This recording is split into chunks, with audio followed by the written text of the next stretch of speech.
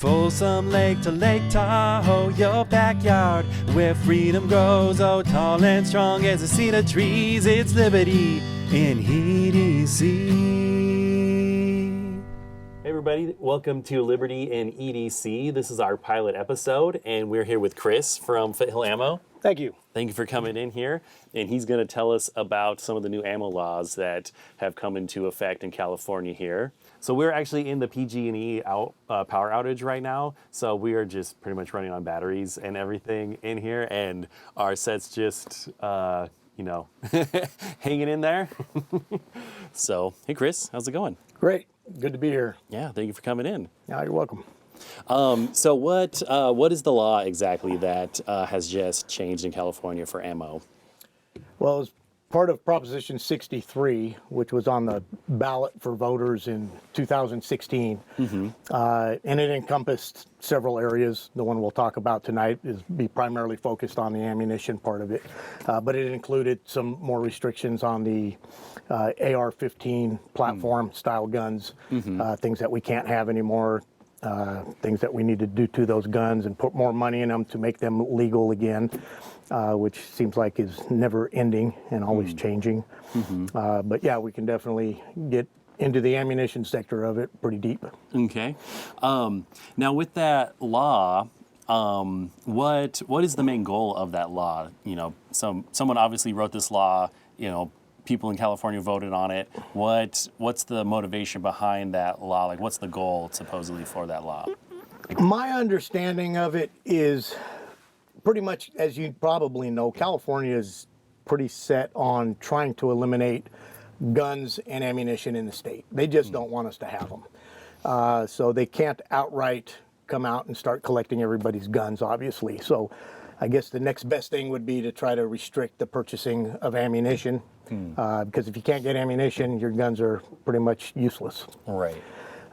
It was sold to the people, in my opinion, under false pretenses. Why do you say that? Proposition 63, when they gathered enough signatures to put it on the ballot, typically they'll send signature gatherers out in front of Walmarts and grocery stores, try to get enough signatures to put the bill on the ballot for people to vote on.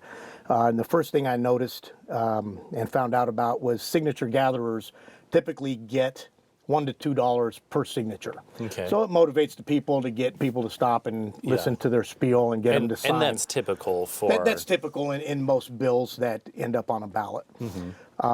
Unfortunately, for gun enthusiasts, the signature gatherers on this particular bill were paid double.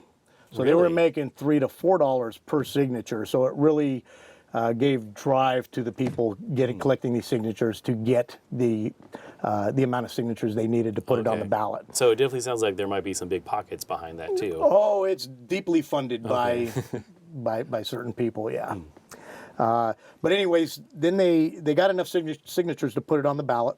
And on the ballot, they called it the Safety for All Act 2016, which leads me to believe that, okay, look at what it encompasses. Is it really going to make our community safer by having such a law? There's a maxim that whatever the law is called, it's really doing the opposite of what it says. Right. It's called trickery, and that's usually how they get people to vote for things in a sneaky way. They word it differently or call it something fancy, something that people want to hear. And by all means, Safety for All Act 2016 sounds great. Yeah, that sounds really good. Especially to people that don't own firearms and don't pay attention to laws that are coming and going regarding ammunition and firearms.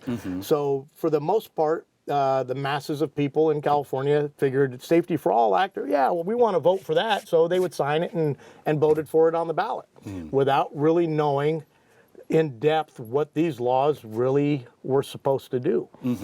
I'd be the first one to tell you. I think, a decent amount of common sense. And if this law, putting all the restrictions for people that they need to do to purchase ammunition today, if that would have saved one life in the entire state of California in an entire year, I would be okay with it. It is burdensome, and we'll get into how burdensome it is for not only the purchasers of ammunition, but people like myself that are in the business and are trying to run a legitimate store. I would be okay with all of that, again, if we would save one life. Yeah. But I'll guarantee you this has nothing to do with safety. There is not one criminal sitting at home wondering how they're going to be able to get ammunition so they can go and do killings or crimes or whatever they do. Whatever people were told about criminals not being able to access ammunition by doing these background checks, it's all a crock. It's all a crock. Now, why do you say that? Ammunition's easy to get if you want it. All somebody would have to do is drive out of state, pick up a truckload of ammunition, and bring it back in the state. They're not going to go to a retail store like mine and purchase a few boxes of ammunition to then go out and do a crime spree. Oh, okay. So really, the only people being burdened by this law is law-abiding gun owners, whether people have guns for self-defense or they like to go to the range and go target shooting, go hunting, or whatever the case may be. There's huge burdens on everybody now to purchase ammunition. And there's a lot of unhappy people about it.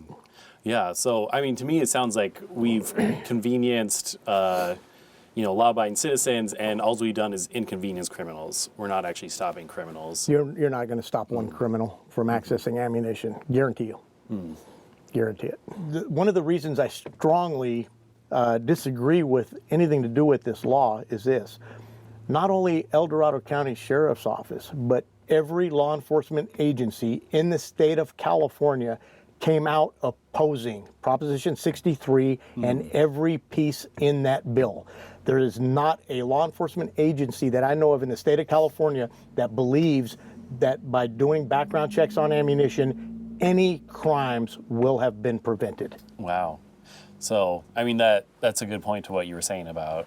Right. Why it's not needed. Yeah. And it's just, shows the motivation of those who, penned the law. No, And that's really that should say something, right? If every law enforcement agency says this is going to do nothing to deter crime or prevent any crimes at all, then why are we doing it? Right. Think about that. Why are we doing that? All the departments that are supposed to be, for safety. Correct. Are coming out against it. Yeah. Right.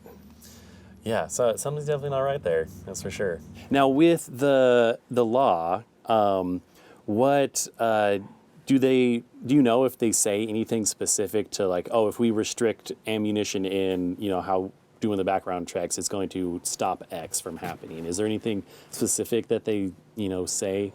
No, all they do is their normal talking points about how many people died of gun violence every day. We have to get guns off the street. We have to take guns away from people. Okay. So just an emotional appeal. Yes, and those statistics are all formed to further their agenda. In other words, just one example of that would be, and I don't want to get into specifics on percentages and the amount of people that are killed by gun violence every year. But if you look at the numbers, the majority of them is suicides, right? So if you take all those off the table, now you're down to less than 50% of these talking points of the people that are killed by gun violence. You're not going to stop suicides. Yeah, and they don't represent that they don't present that information when they're telling people that, oh, this many accidents or this many people are killed by guns. Of course not. They're going to make it sound as bad as they can, and that's why they feel the need to do this when we know there's ulterior motives. Let's get into some of the specifics of the bill. So what do people need to know to be able to go get ammo in California? Yeah, there's a lot of rumors out there about what it takes to purchase ammunition nowadays. It's fairly simple.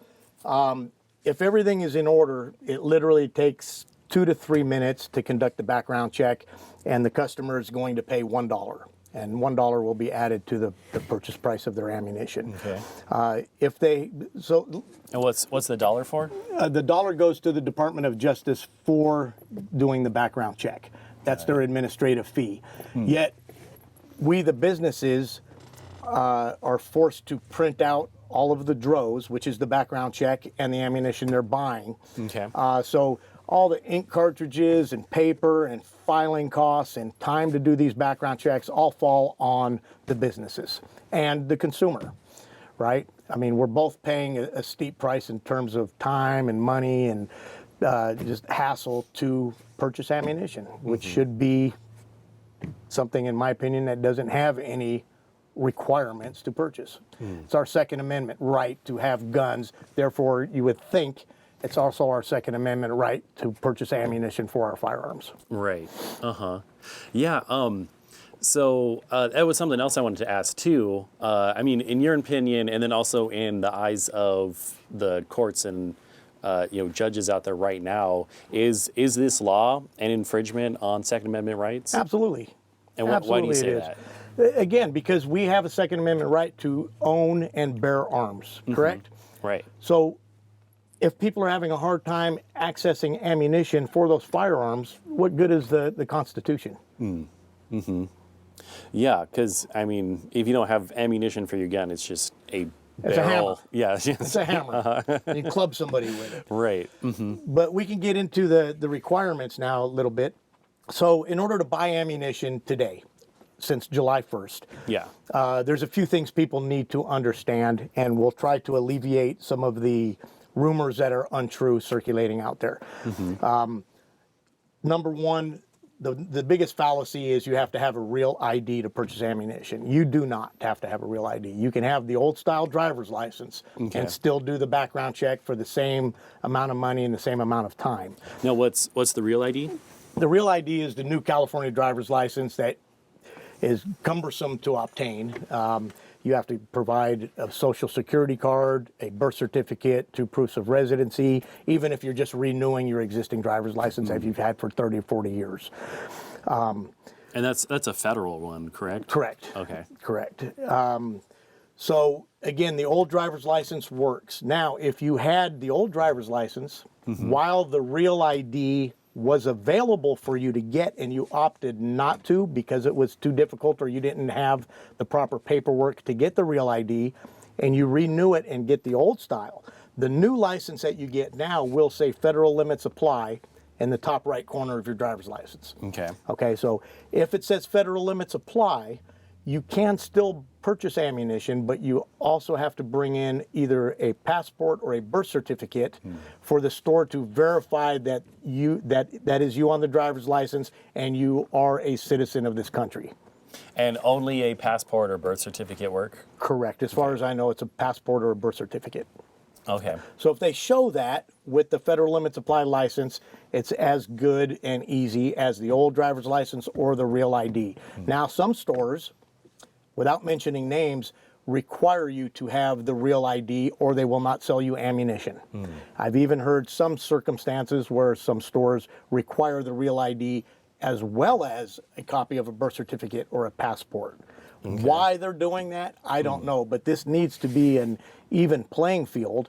The law is very specific, and if everybody just followed exactly what the law and the requirements are, everybody should be conducting business the same. But because this is so new and the law is fairly lengthy to read and learn and try to figure it out, people are interpreting it in different ways. Yeah. So if you're, a law-abiding citizen and you're going to buy ammo and you go somewhere and they're misrepresenting the law and, adding extra lawful things to it, what can you do?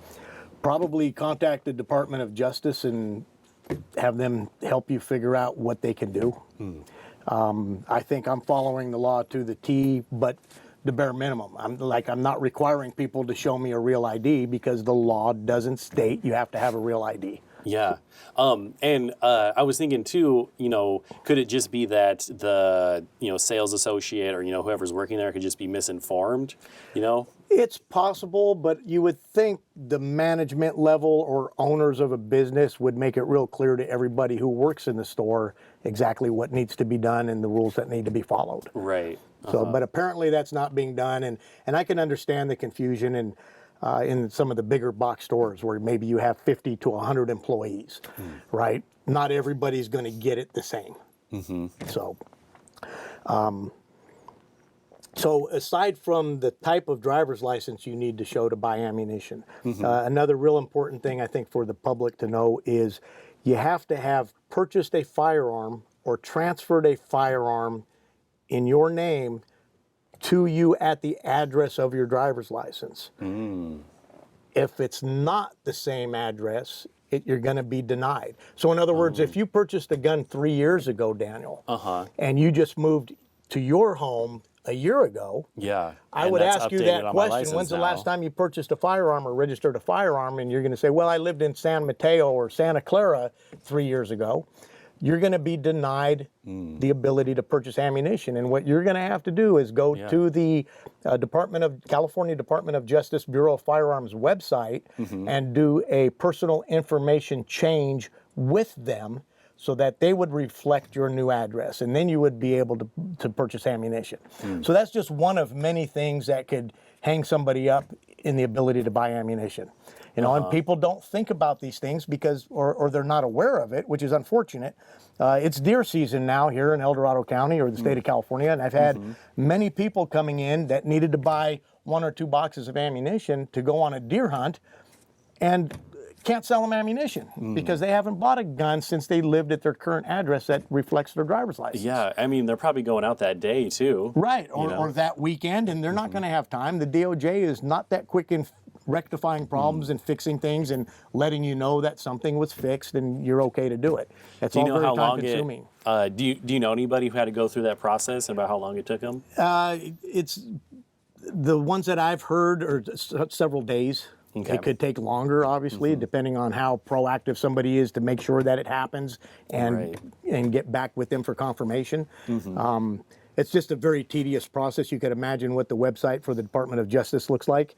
It's a nightmare to navigate. So a lot of people that aren't very computer savvy are having a difficult time getting compliant in order to buy ammunition. Now, do you think the government's, or do you know if the government keeps track of basically all ammo sold now? They do. So when you come in to purchase ammunition, again, once I run your background check, the next step to that is a field on their system that I have to input exactly what ammunition you're purchasing. So, and that's cumbersome in itself because I have to print a DROS form, but I can only have one item on there. So let's say you're buying 4 different types of ammunition, some 9mm, some 45, a couple of boxes of 30-30 ammunition. I have to print a separate DROS and have you sign a separate piece of paper for every type of ammunition you're purchasing. Oh, wow. Not just this time, but if you come back and every single time. Every single transaction.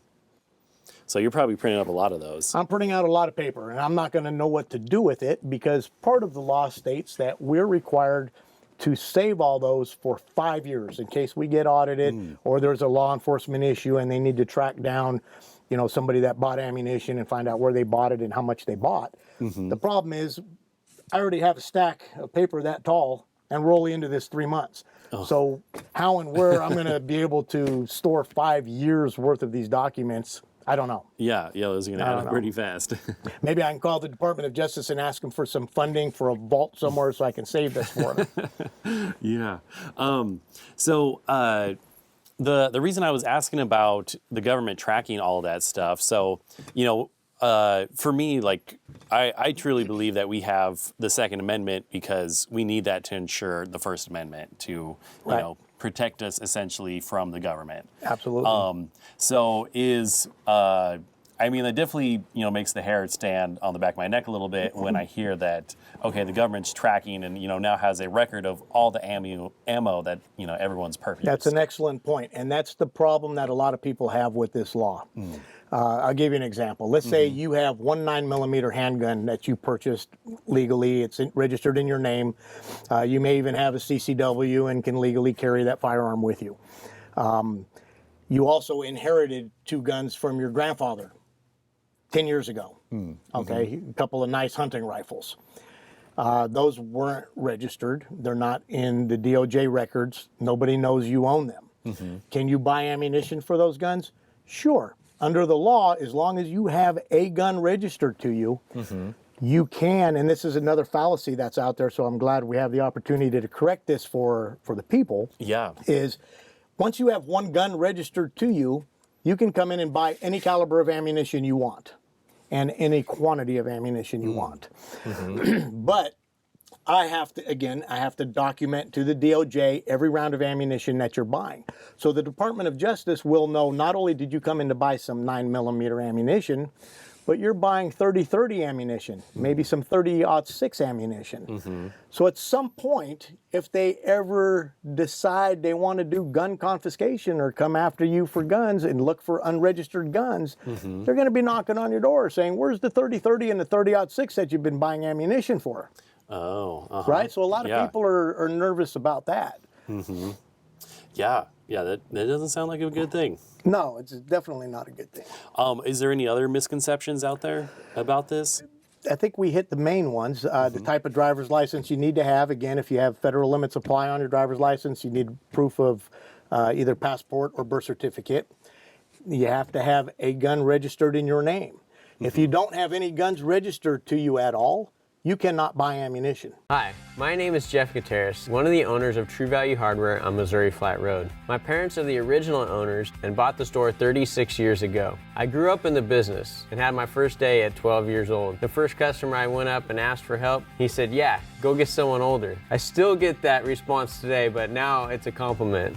Stihl and John Deere are rated the best in their respective industries. And here at True Value, we have the benefit of carrying and being the local dealers for both of those products. I've always looked at being a salesman as you got to love what you sell. If you love what you sell, it's not gonna feel like it's a job. You're just getting the right equipment for the customer. The great thing about our store is you can do everything through the store here. We have a repair shop, we have rentals. If you don't know how to use it, we go over everything when you rent the product. I myself am a new homeowner, so I am getting an idea of everything that I need for home renovations. Everybody's got a different job, and we want to be a part of that job and help them through that job. It's very important for us to have a happy staff. Our staff is an extension of us. We support a lot of families through this business, and that's what I love. I love it when a customer comes in and says, hey Jeff, I need this, or hey Brian, I need this. It kind of warms my heart to know that our store has such a footprint in the community. We try to support our community in many different ways, and one of those ways is through donations. We definitely help out all of the local schools. We support Relay for Life, local youth sports, Eagle Scouts, Toys for Tots, many different organizations. It's important for us to be a part of the community and to really make an impact in people's lives.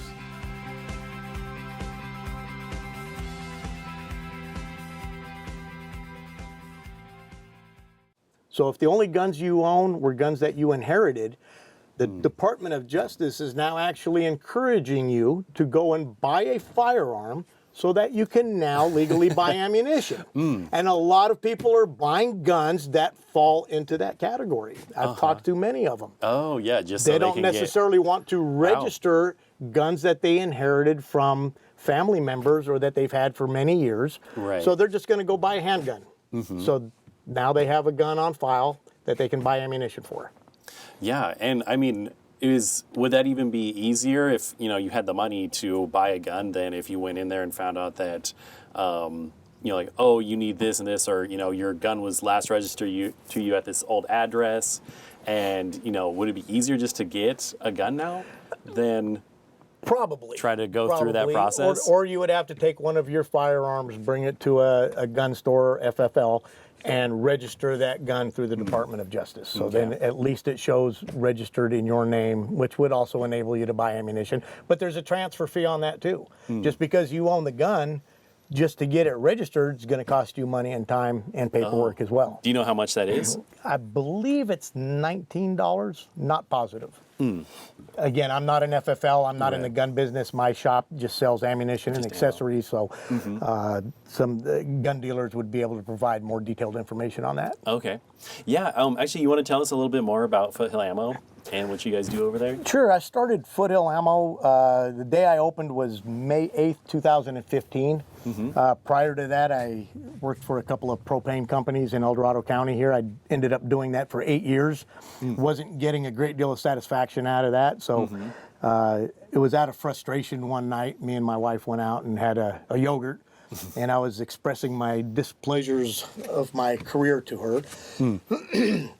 And she asked me, well, what are you going to do, or what do you want to do? And I was kind of stumped. I didn't know what my next step in life was going to be. And she said, well, what do you like to do? And I said, well, you know what I like to do. I like to go jeeping, I like to shoot guns, and I like to ride motorcycles. If I can find something to do with one of those three, I'd probably be pretty happy. And she immediately looked at me and said, well, why don't you open an ammo shop? Oh. And man, a light bulb went off, and instantly I went, you got to be kidding me. That would be a great idea. El Dorado County needed a good ammunition shop, I think. And within 2 weeks, I put my notice in at work, went and got a business license, found a place to lease, learned about the business, and opened Foothill Ammo in May of 2015.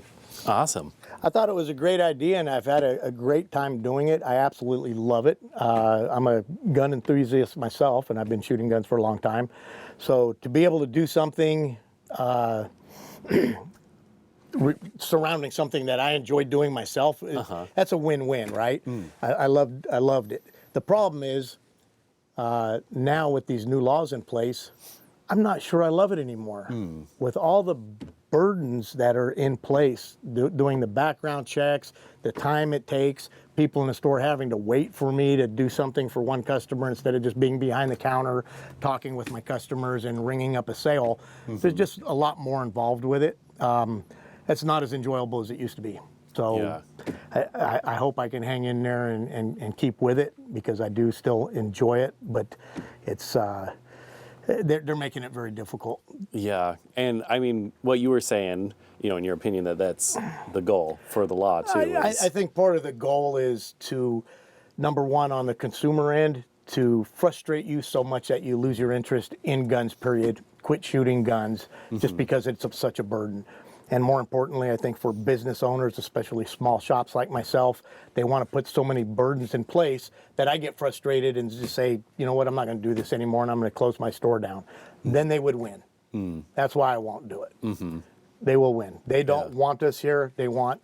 California would like nothing more than to be a state with 0 gun stores and stores that sell ammunition. They would love that. Yeah, I mean, I don't think I disagree with you, but is there anything that you can think of that people would say, no, like California wouldn't want that? You come up with a reason, and I'll tell. I can't. I can't. Yeah. I can't. They truly don't want us here. They don't want firearms in the state of California.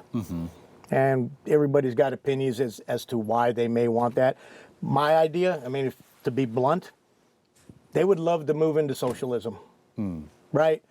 You're not going to have a state or a country with socialism where the people have the amount of firearms that we do. They do. It will not go hand in hand. So that's the direction they want to go, and to strip everybody of their rights to have firearms, and whatever firearms we would like to have would be a big first step in their agenda.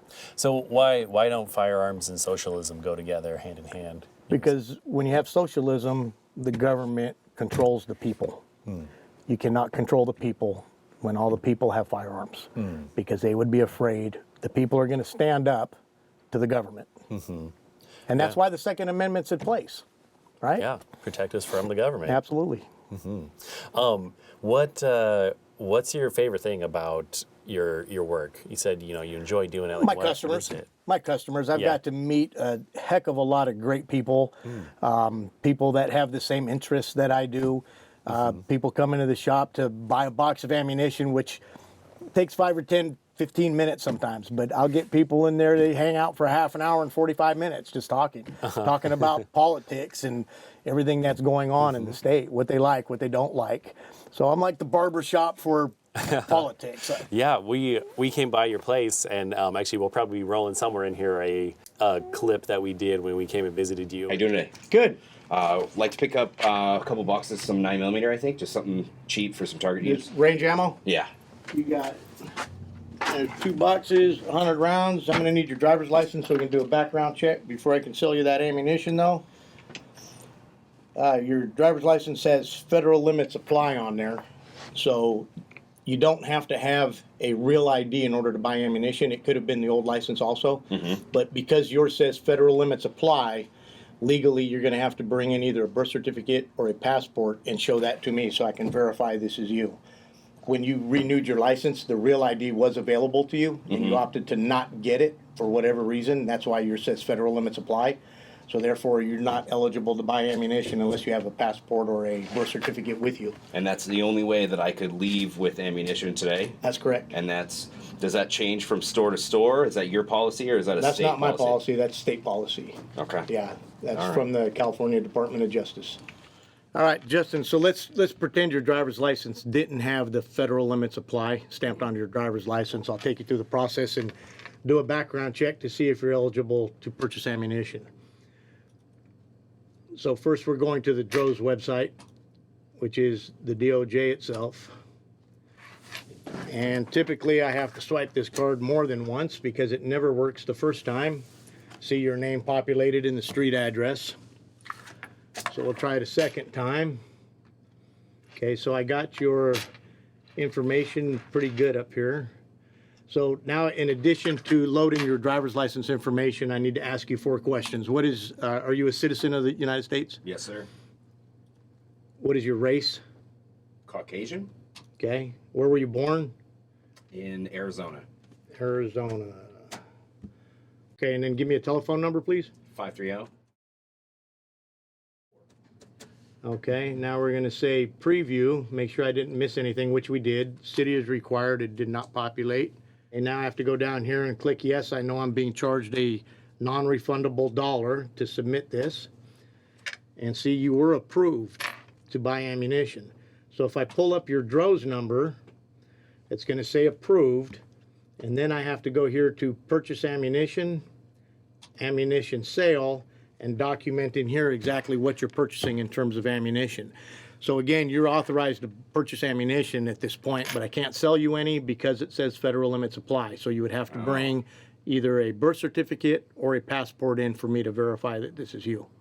Okay. All right? I hope that helps. All right. Sorry for the inconvenience, man. So hey guys, as you can see, I was not able to buy ammo today. It's really interesting because essentially what's going on is I have to prove that I am an actual citizen all over again. I've been a resident of California for 90% of my life. I am a law-abiding citizen, and I can't just walk into a shop and buy ammo. My ID is as good as somebody who is in this state illegally from another country. So there you have it. When we went there, we ended up spending like a good hour and a half Yeah. there, and It's a relaxed, to a lot of different relaxing people. place. You know, you come in and shoot the breeze, see what's going on, wheel and deal a little bit. I enjoy it. yeah, I've always been kind of a people person, so I'm more comfortable doing that than my last job where I was in the truck making deliveries of propane by myself all day, yeah. When we went in there, it was a good time. Like I would definitely suggest that you go check it out. Now, I'll tell you another thing that a lot of people don't know about is there's an organization in California called Gun Owners of California. The director of of Gun Owners of California is Sam Paredes. Great guy, very knowledgeable man. He's the one fighting for our Second Amendment rights in California, along with some other great organizations like California Rifle and Pistol Association. But Sam and I know each other well, and I'll tell you the work that he does going up against these legislatures at the Capitol on a daily and weekly basis. I have no idea how he does that, but he does a darn good job at it. Matter of fact, right now, I believe there's a judge in Southern California, a federal judge, that is looking at possibly giving us an injunction on this ridiculous law and saying, okay, we don't have to do the background checks until the big NRA lawsuit. I believe it's the NRA's lawsuit. It might be California Pistol and Rifle Association involved with that also. But until that works its way through the court system, we're not going to do the background checks. This is too burdensome. Too many people are being denied for frivolous reasons. So the judge, as far as I know, has requested information from the Department of Justice and what they're doing to rectify this problem so law-abiding gun owners are not burdened as much as they are. And I don't know if they've provided the information or where that stands, but I think any day now we should get a ruling on that injunction. Wow, yeah, which so would be we're- nice. Yeah, so we're filming on October 10th here, so that could be background check could be suspended for a while. You're saying? It could be. It could be, and that's what okay. everybody's praying for. Yeah, so that was something I wanted to work back around to as well. Is in like you were saying, like you believe that this is infringement on our Second Amendment rights, and so yeah, I was curious, is that or what you were saying is the NRA is currently going through different courts right now Oh with yeah, that? there's major lawsuits filed against all of Proposition 63, not just the ammunition part of it, but also, like we talked about earlier with the AR-15 platform style rifles, and all the things that we have to do to be California compliant that nobody else in the country has to do. Yeah, so all of that's going to be handled in, hopefully in the Supreme Court at some point. Yeah, so I mean, this law passed like 2-3 years ago, and they're still in the courts with it. Right, Okay, right. Wow. That's kind of not very encouraging. No, it takes a lot of time, and so even if we don't get the injunction on this until that lawsuit gets settled in the courts, think about how burdensome this continues to be for Right. stores and buyers of ammunition. It's absolutely ridiculous. And again, Yeah. my big thing is this is not going to stop any crime. Zero. None. I will guarantee you that.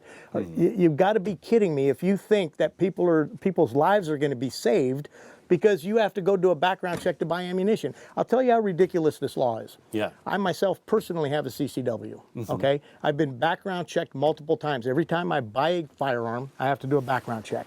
To get my CCW, I have to do an even more thorough background check. Not only that, I have to be background checked every 2 years to keep my CCW valid and up to date. Now on top of that, I got to do background checks to buy ammunition. Give me a break. I go to the range once a week. I go through a lot of ammunition. And every time somebody needs ammunition, they have to go through this process. Wow. It's absolutely insane. Yeah, because a gun's like, more of a one-time purchase, whereas ammo, you're buying that all the time, and you have to get checked every single time. Right. And any gun owner that becomes a felon or does something to where they're not allowed to have firearms, they automatically go into what's called the prohibited persons list. And they'll get a knock on the door, and those firearms are going to be removed from that house. I don't see what ammunition has to do with any of this. That was something I was just about to ask was, well, let's say this scenario where, someone gets in a domestic violence and, they're planning on doing something bad, and, so they go to buy ammo, to put in their gun to go do something awful to their loved one or whatever like that, would that theoretically stop that? Or No. What you're saying is that those guns would have already been taken in that situation. If things are being done the way they're supposed to be done, if the laws that we already have in place were followed, we would alleviate a lot of the problems with gun violence that we're seeing today. It doesn't have anything to do with the ability or inability to purchase ammunition. Oh, no, that makes sense. And another question I had was, what about private sales of ammunition? Does that affect this? Private sales on ammunition are also illegal now following this law, Proposition 63, that was enacted this year. I believe for a private party to sell ammunition, that has to be conducted in an ammunition or gun store, and the buyer of the ammunition will have to go through the same background check as somebody who's coming into the store to buy new ammunition.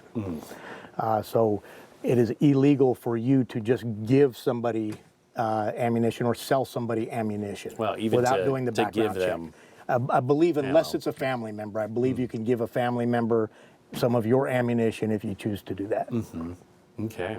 But I'll tell you what's a little upsetting. I want to give you an example. If all the laws on firearms were done properly and there was never any confusion as to who has firearms and who's not supposed to have firearms, we wouldn't have a lot of problems, okay?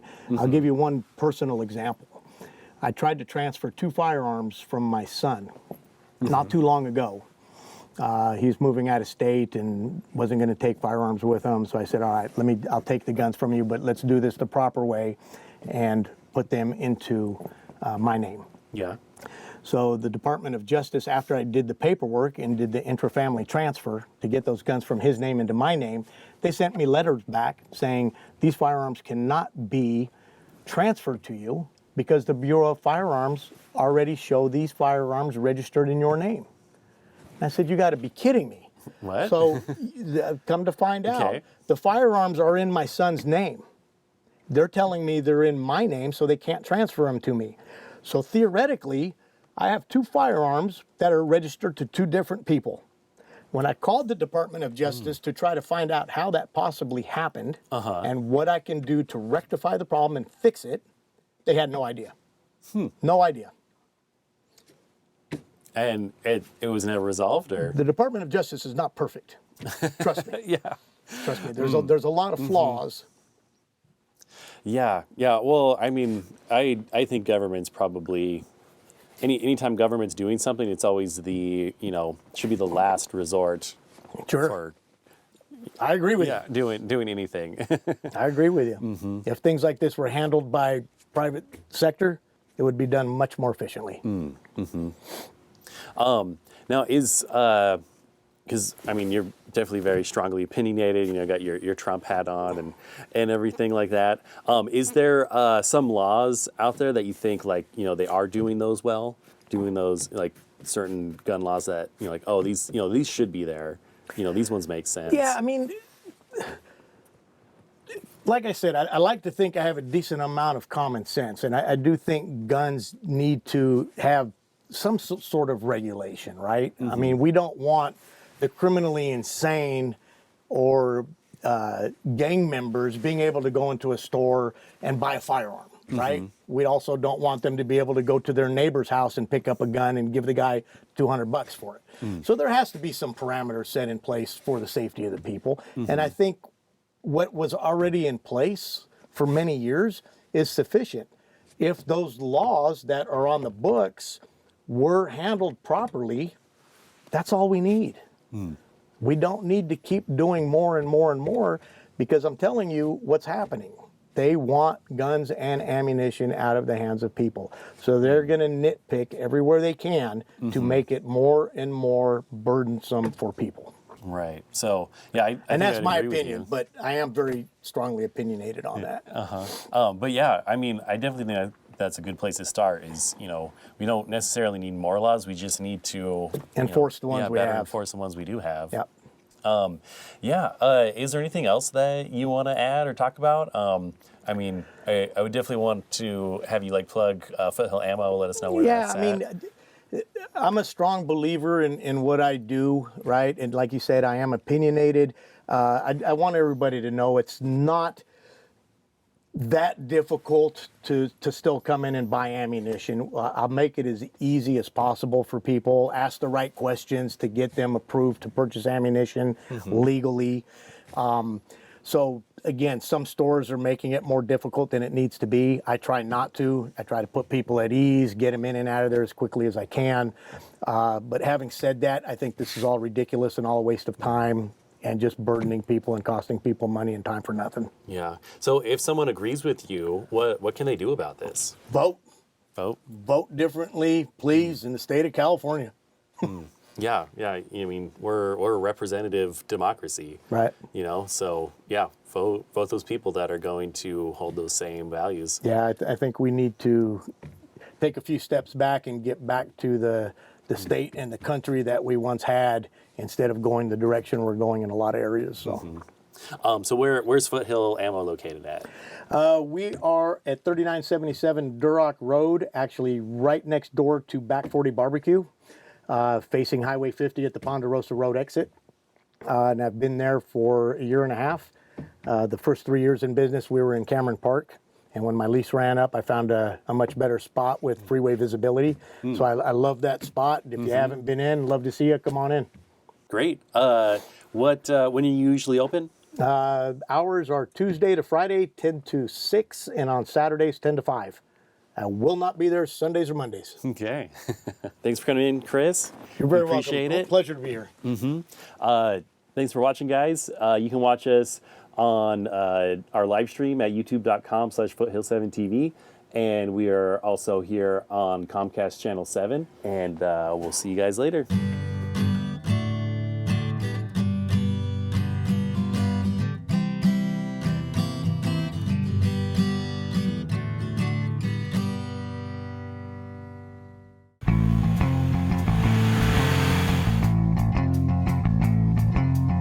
Hi, I'm Rick Rowe, owner of Placerville Polaris and Power Tools. I've owned and operated Placerville Polaris since 2007. If you'd like to experience the off-road, or if you have property in our community, come on in. Let's see what we can build for you. We are your one-stop shop for off-road fun. We do it all, from building your dream toy to decking out your razor. We are complete with a full shop, and we proudly service all our products, including our power tools. We carry only the best top quality brands, and we have everything you need for taking care of your property and maintaining your 100-foot defensible fire space. Building off-road vehicles is a passion of mine that I take very seriously. I like to be personally involved in building your dream toy from start to finish. Here at Placerville Polaris, we do a lot of testing for the manufacturers to ensure you get the proper accessories to fit your specific needs. One of my favorite parts is test driving to maximize satisfaction and quality. Come on in, let's see what we can build for you.